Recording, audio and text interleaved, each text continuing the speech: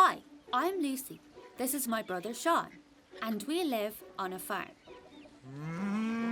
Did you know that most of the wildlife in Ireland lives on our farms? We need to make as much space as possible for wildlife on our lands, but in a way that helps us improve our farm for the future, as well as growing better food for everyone to eat and making our waters cleaner. Maybe you could try some of these things on your farm. Or your garden. Let's start with soil. I love soil. Hi, Worm! This brown mud is so important for the farm and for all of us. Healthy soil is alive with fungi, nematodes, that's worms to you and me, bacteria and more. Also, more worms and insects equals more birds and mammals, as they love to eat them.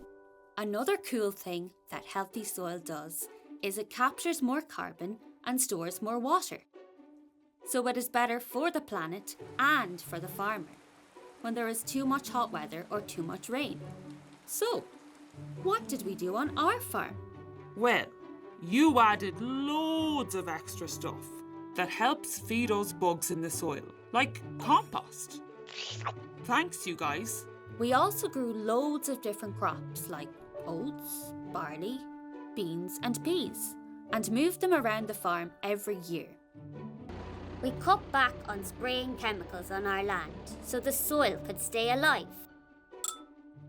And we stopped using so much heavy machinery on the land as it was squishing all the air out of the soil. Let's take a look at our hedgerows. At the moment, they are very neat, which means they are not a nice home for wildlife. Why? Well, wildlife needs tall and wide hedgerows to protect themselves from predators as they move around. These are called wildlife corridors. Uncut hedges offer food in the form of flowers, berries, nuts, and seeds. And they give a place to build nests, burrows, and dens. To improve our farm, we stopped cutting our hedges, especially during spring and summer for nesting season. We also planted some new ones, and we planted trees in the gaps of older ones. Our hedges now grow tall and wide, and they are full of birds singing, and bugs and mammals. The cows and sheep like to go under them when it's too sunny, or windy, or rainy. Next, we wanted to make more space for wildlife, so we fenced off some areas around the land which we do not touch. Lots of different plants and grasses grow in these spaces, and bees and butterflies come in the summertime. Can you think of an animal that likes to use long grasses as shelter? Once I saw a kestrel, and I love the hares as well. This was a bit of land that wasn't good for growing crops, so we planted native Irish trees here instead. We planted oak and birch and alder and rowan. We put some of these trees beside the stream as a barrier to help protect what goes into the water. Our cows and sheep love sheltering in the trees. Also, they are always munching on the tasty plants underneath them. When there are no trees in the field, we fence the river to make sure we don't use our tractors to the very edge, and to keep the farm animals away from the river.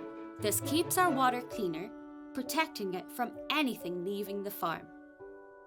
We also dug a pond on the farm to attract animals and insects. Bats, birds, and other mammals use it to drink and catch their food. There are tadpoles and frogs living there, look! And we set up a camera so we could see what comes at night. Fox! And a pine marten. Making our land a comfortable place for local plants and animals can naturally keep pests away from our farm, which saves our family a lot of money on the chemical sprays that keep these insects away. And the government is paying us for the amount and quality of nature we have on our land. The more nature we have, the more money we get. Now our farm is a great place for us to live. and also provides more space for nature, cleaner water, stores carbon, and provides healthier food for us all, so all our friends, neighbours, and the wider community can benefit from what we do on our land.